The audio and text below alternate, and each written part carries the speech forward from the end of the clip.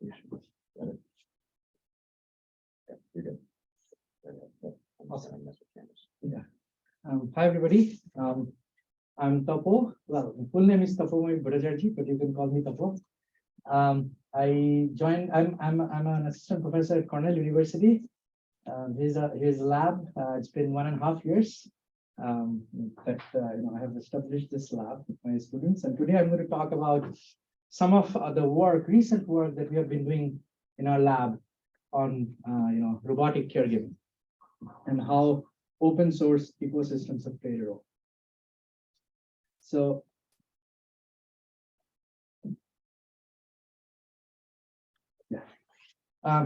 here's me with my students.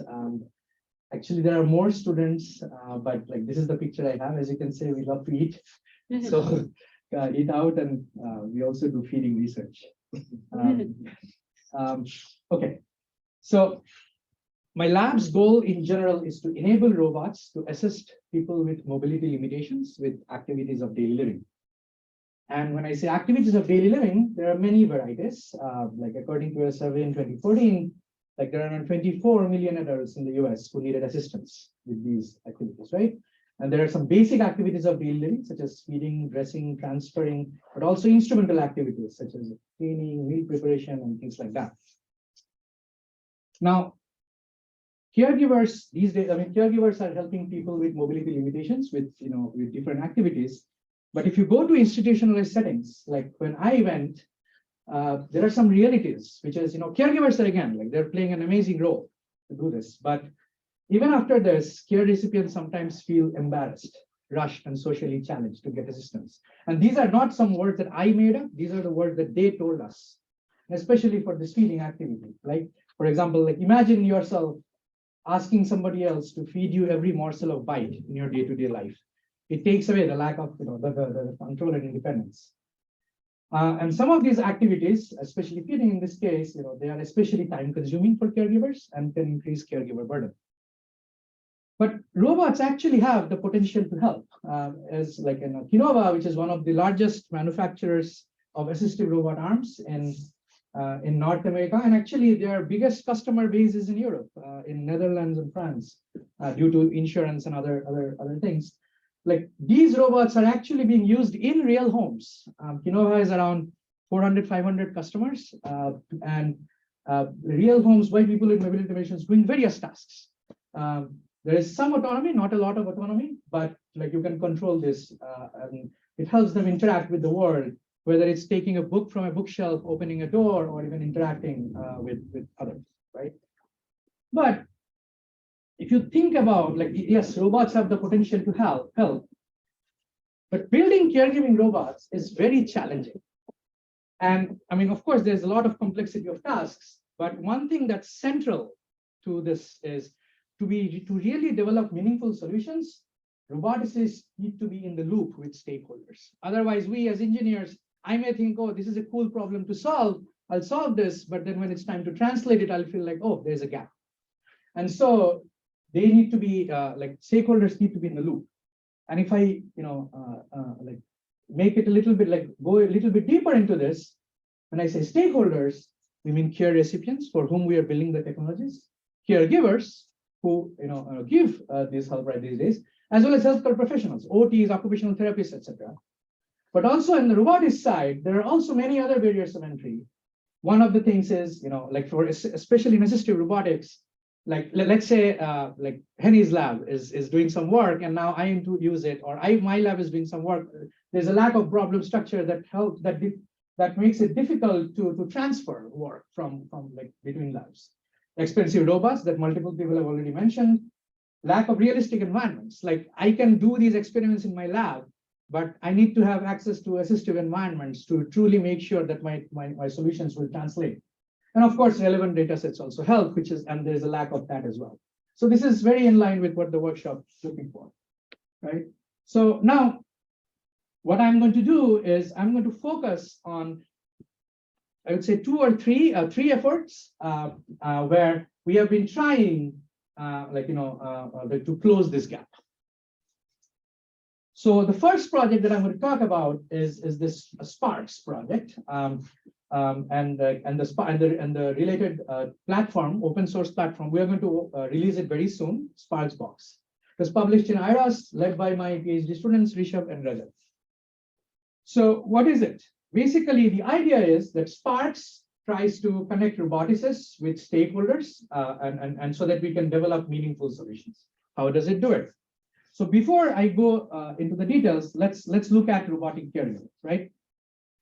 Caregiving, robotic caregiving, or especially caregiving, is very multifaceted and also contextual. So for example, if I look at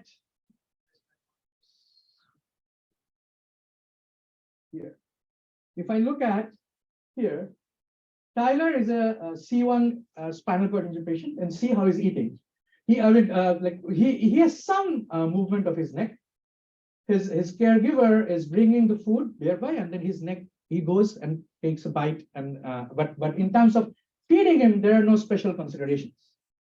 But on the right, if you see this video, the same feeding activity, a different caregiver is feeding Henry, who has a stroke hemiplegia. But look at how he's being fed. If you look carefully, basically, first of all, he doesn't have neck movement, and second, he doesn't have chewing capabilities everywhere.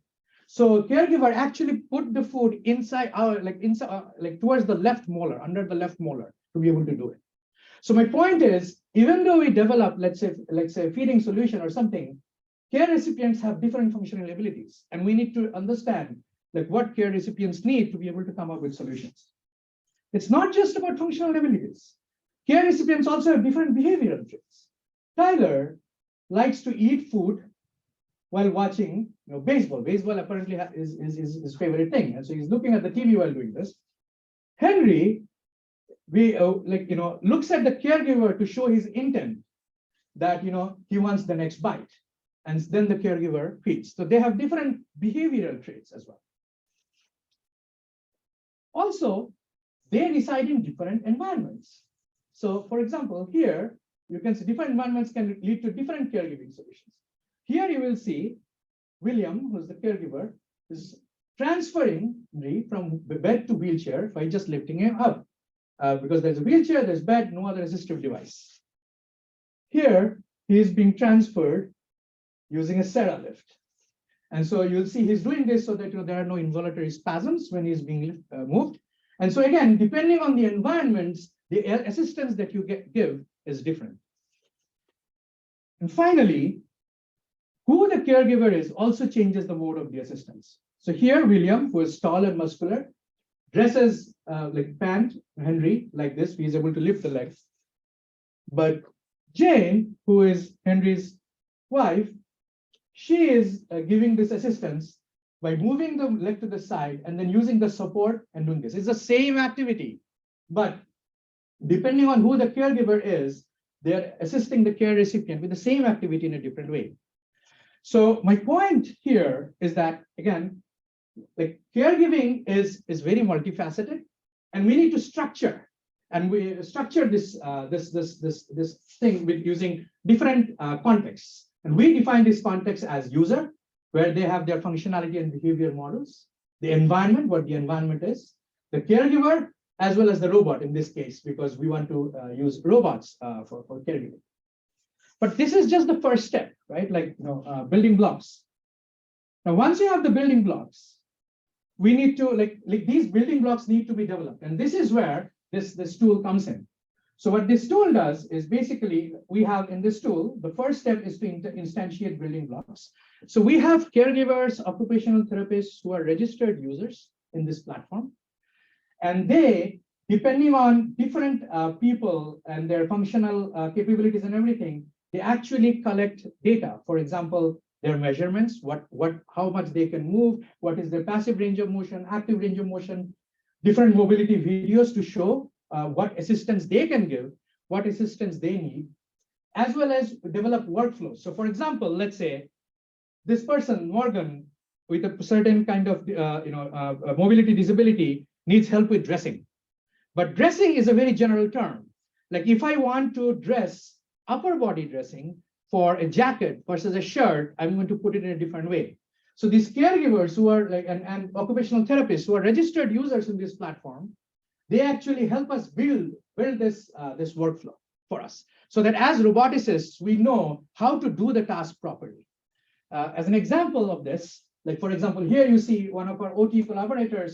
She went into their home and then characterized each of their movements, and then also like basically created these workflows that tell us that how to do these activities. And sometimes you may ask, why can't I just capture videos and do this?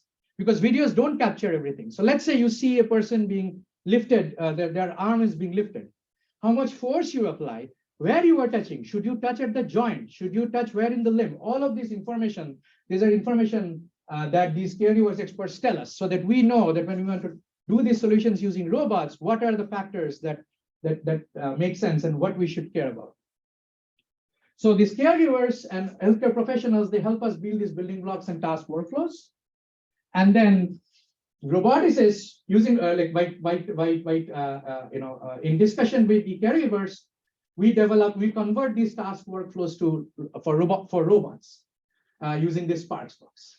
So basically, this first tool that I was talking about, this SPARCS box that will release, version 1 will release very soon. Like, let's say, if you're interested in working in this area, I welcome you to join, where basically there will be registered users. Like, for example, let's say your lab wants to develop something, but you don't have a connection with occupational therapist.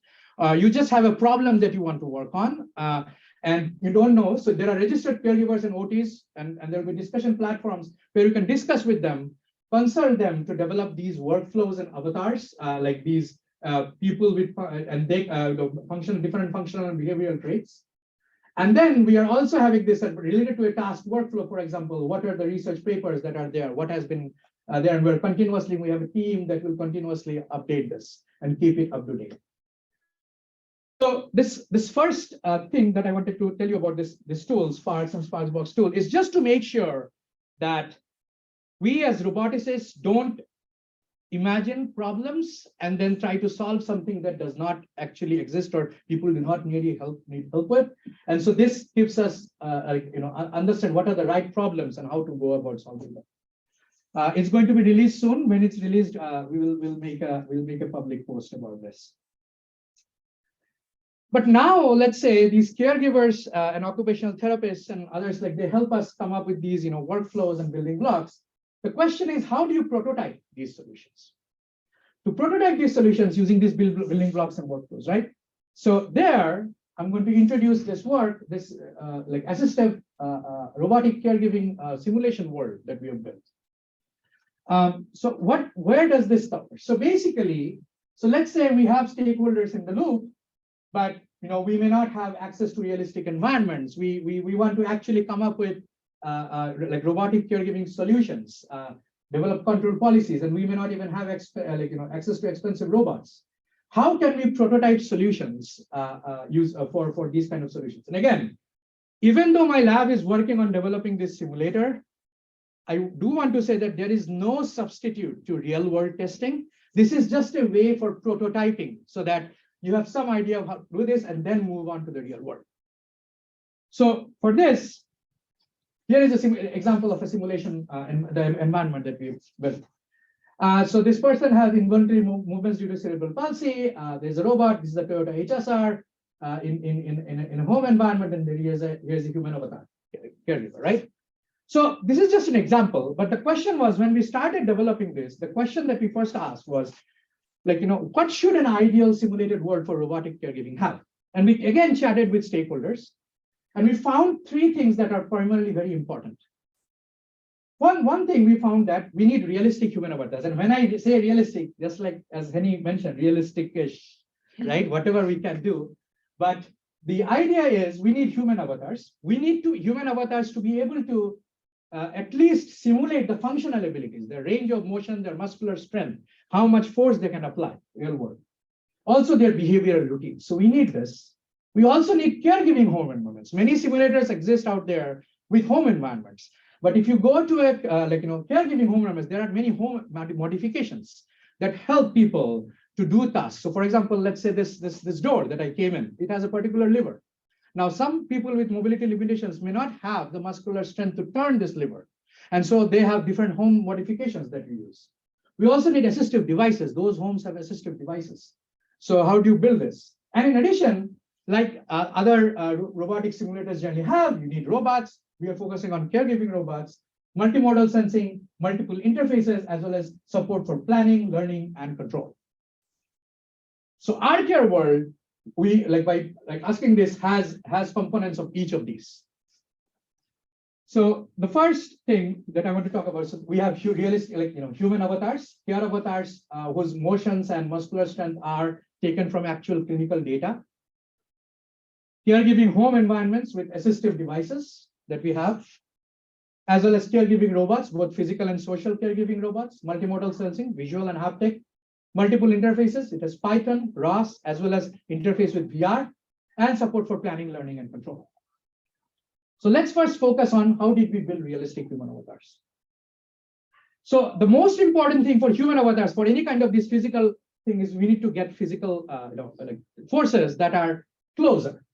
So for this, we actually developed the models where we have skin on top of muscle on top of skeleton. And we built these human avatars based on an SMPLX model, where we have two ways of actuation. One is a musculoskeletal actuation system, where we have modeled each of the bones as well as muscles that are connected that actuate each of these, as well as soft skeletal models with soft tissues that are used. So for example, here you see when a person is in the wheelchair, it's moving. These are the stresses that are that the muscles inside the body exhibit, right? And so these are deformation due to contact, but also, like for example, soft tissues. When I'm feeding, like you can see even the soft tissue deformation in the tongue as I'm feeding somebody in with a strawberry.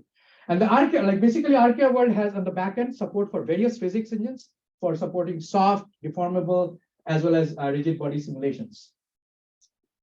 We also have, so based on this, we have 6 care recipients. So basically our OT collaborators, they went and collected data from real people in hospitals. And we developed models, like we are releasing, the first version that we are releasing in a very soon, in a few weeks, has these 6 people with mobility limitations, like spinal cord injury, different levels of spinal cord injury, cerebral palsy, left side hemiplegia, brainstem stroke. And these are actual people, we measured their active range of motion, passive range of motion, muscular strength, everything, and everything is simulated there. And the first version will have this 6, the next version will have more. And we also have, now you see how SPARCS connected, in SPARCS, we had these workflows. So for each of these, we asked, what are the activities that need help with? So for example, for a person with spinal cord injury, like C6, C7, they may not need help with feeding because they can feed themselves. So, but they need help with dressing and transferring. So for each of these, we also have workflows for what, all the feeding, dressing, bathing, transferring, whatever is relevant for them. We did not do toileting for some privacy reasons, but yeah, these are the things we did. So for care recipients. But it's not everything, right? We need to have care homes. So in our simulator, we have usual home environments like normal home, partially barrier-free environments. So for example, let's say stair lift for going up the stair, like there are multiple others, and completely barrier-free, all home modifications. And these are again taken by talking to with stakeholders and following universal design manual. And then robots learn different skills for these different categories of care homes here. And basically, we took many houses from Matterport 3D dataset and modified them based on our stakeholder recommendation. We have multiple kitchens, bedrooms, bathrooms, living rooms, dining rooms, lounges, as well as other rooms. Here are some assistive devices like hospital bed, actuable hospital bed, the Hoyer sling, wheelchairs, stair lift, all of these things. In addition, we have physical and social caregiving robots, and users can add their new robots easily using URDF. These are the robots that the first version automatically comes with. We have support for multimodal sensing, RGB, depth, LiDAR, as well as joint end effector forces. Like let's say you do a task, you can share this, as well as whole arm tactile sensing that is very relevant for doing various tasks that are in close proximity with humans for caregiving environments. And we also have multiple interfaces. So we basically, it's built on a Unity server that has support like connection with Python, ROS using gRPC, and VR using Steam. For Python, we have, for learning, we have connected with Stable Baselines 3 and OpenAI Gym, so you could run reinforcement learning algorithms. For motion planning, we have connected with MoveIt and OMPL, so you can use that.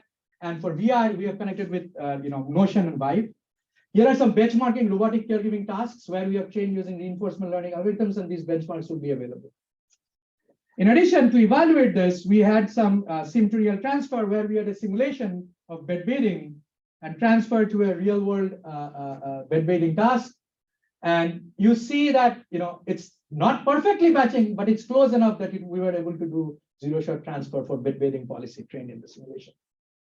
We also had a social caregiving where the idea was there would be a now robot coach who would train the people to do different exercises. We using VR.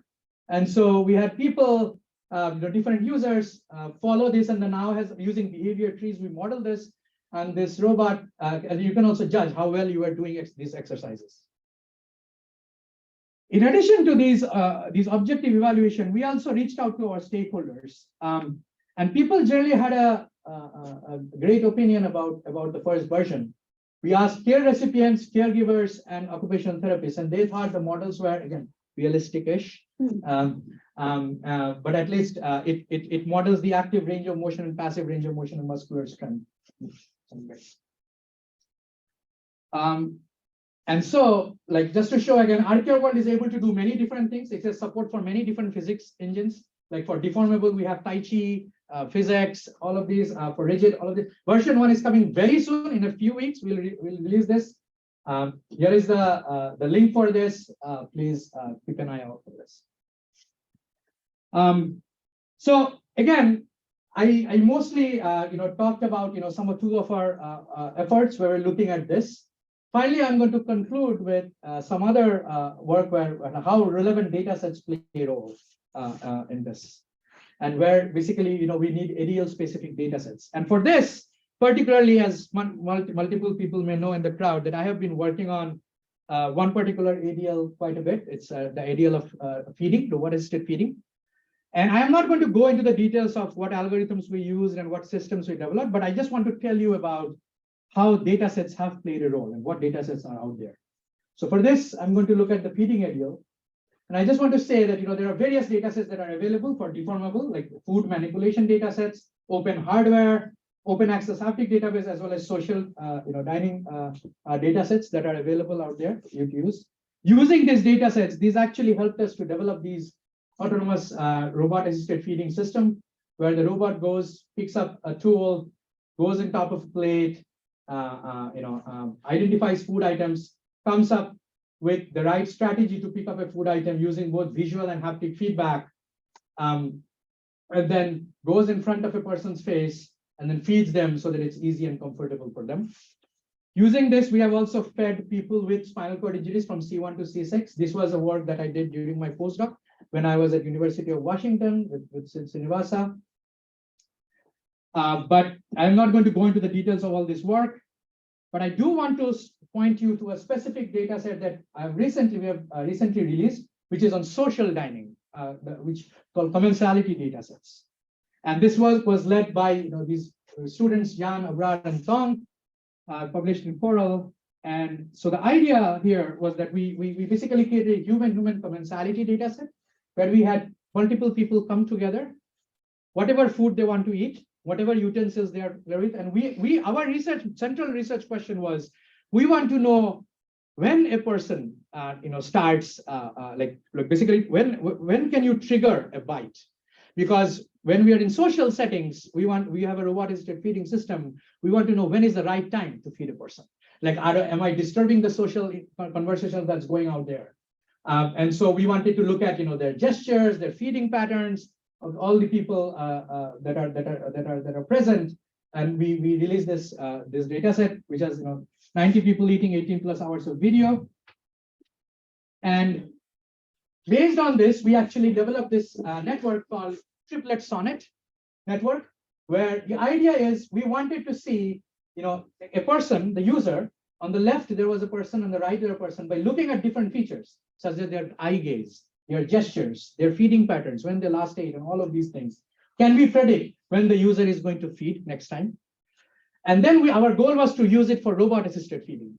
But as you know, for robot-assisted feeding, the user won't self-feed. So there is a distribution shift going on here. So then we use this and then developed a couplet sonnet model, where we took features only from the people who are sitting on the table, and we wanted to predict just based on their features. Can we predict when the user is going to eat? Basically, if there is some social dynamics going on, can we predict what the user will behave based on just looking at the other participants' behaviors? So once we developed this model, we are able to this model was used to feed people in social dining settings using the robot. But again, big disclaimer here. If the people that are being fed, they do not have mobility limitations. They are actors here. This is a preliminary work. We are now extending it to people with mobility limitations. So yeah, so to basically the take-home message is open source ecosystems can really be beneficial. In our lab, we have we work on robotic caregiving, and so for that we have developed 2 open source ecosystems that we'll release very soon. This will come earlier than this. Where we are trying to put stakeholders in the loop and help prototype solutions. And in terms of data sets, we have focused mostly on the feeding ADL that we have done. Yeah, so this is our goal as a lab, and this is it. Thank you. Questions? Yes, yes. Yeah. Oh, I was just going to ask whether trust came up at all, whether it was an issue when you stakeholder feedback. That was the whole thing. That's a great question. So when we were doing the simulation study, because we were mostly collecting data and they were not really interacting with the robots themselves, that come up. But for the feeding work, when we actually did this study, we did find that there are some, and it's a very difficult, it's a multifaceted problem again. What we found was that it's very interesting. So this experiment that I did, these are with 12 people with mobility limitations, but I had reached out to almost 20, 25 people. Yeah. Some of the people were very apprehensive of even trying out this technology. When I reached to caregivers, when I went to caregiving homes, and I wanted to, ask them, what do you think about robot feeding? The first thing that in their mind that came was, am I going to lose my job? Okay. So it's a very multifaceted problem. The idea for us is we try to tell them, our goal is not to replace caregivers. It's impossible, human touch. But we are just trying to assist caregivers because caregivers also have burden. But for care recipients, it's a long thing. I think what my belief is that there will be, just like with any technology, there will be some people who will be adventurous enough to try out these technologies. And when we are ready, we are not ready yet. When we are ready to actually deploy it in the homes for long term, hopefully, when they see that this is actually working, it will hopefully bring in more people. But it's a long thing, and it's a very important thing to consider as well. Yeah. Thank you. Yeah. Yes, I think there was a question at the back. Oh, Henny, and then yeah. This is really, really cool work, and clearly a lot of effort has gone into building the simulator, so that's really awesome. You mentioned briefly the sim to real challenges, and it seems like in assistive care, the sim to real challenges are extra hard and important. So what are the big challenges you see in transferring from the simulation into reality? So yeah, Henny, it's a very big challenge. So I am not even going on the social caregiving side because modeling humans in simulator, I don't even know how to like modeling different human behavior traits. I don't even know where to begin. So first, the tasks that I was targeting were physical caregiving tasks, and so I will focus my answer on that. So for that, the most the things. First of all, of course, as you know, we need. There could be a distribution shift in the human, the human that's there, the human avatar that's there in the simulation and the real human. Like this simulator, these avatars that we release, they are like static. So for example, let's say you have a condition with multiple sclerosis, for example, or ALS that are transient over time. These change over time. Right now, we need a person manually who needs to be able to update this. This cannot do that. Physical like interaction. So let's say when a robot goes and addresses somebody or somebody, the forces that are generated, like we have musculoskeletal models and stiff tissue models, but still, like as we know, the human is much more complicated than this, so there is a gap there. So there are various other gaps, and we are working towards it. But I think the question here is that what is that sweet spot? Like, do we need to be really human-like, or even if there is some gap, is it okay for us to so that we can transfer some of these insights into real robot caregiving? And that's something that we are trying to explore. Yeah. Yes. Great talk, thank you for that. Initially, what you briefly mentioned that, but I wanted to ask a little bit more about that. So your 6 The care avatars, yeah, they're static. Well, you said they're static. But will you plan on? Are you planning on like making them changeable, like to customize to different individuals, so that when you're like trying to build the system for a custom individual, you can like customize the model and then train it in the simulation? that's exactly what we are working. We're working on an interface where basically a person. We are working on a user interface where a person like an OT or something can put in some parameters that are relevant in like, for example, so occupational therapists use different scales to measure what's the rehabilitation outcome or the state, the mobility of a person. So we are basically developing a user interface that will have those scales, and so that people can input those, and then we will be able to adapt it. The version 1 that we will release will only have these 6 caregivers that we collected from like care recipients that we collected from clinical data. That will not have that interface, but we are working on it for a future version. And also continuing on that, we envision to have like the time of workshop, the community to be able to add like, yes, exactly. And that's why we are like, we'll open source this, and then we are trying to create interfaces where to make it more and more accessible to a wider community. There are many things we are doing. So if you know, one of these things, like this simulator depends on a Unity server, but now we are trying to make it, again, for a future version, completely Unity independent, because so that people who don't know Unity, that learning curve is not there. So we are trying various things, but yes, that is exactly our goal. Yes. So just for time, we do have coffee here. It's gonna be here till 11:30. You can certainly ask your question. I just want to make sure everyone is able to get coffee in case they take it away. Thank you.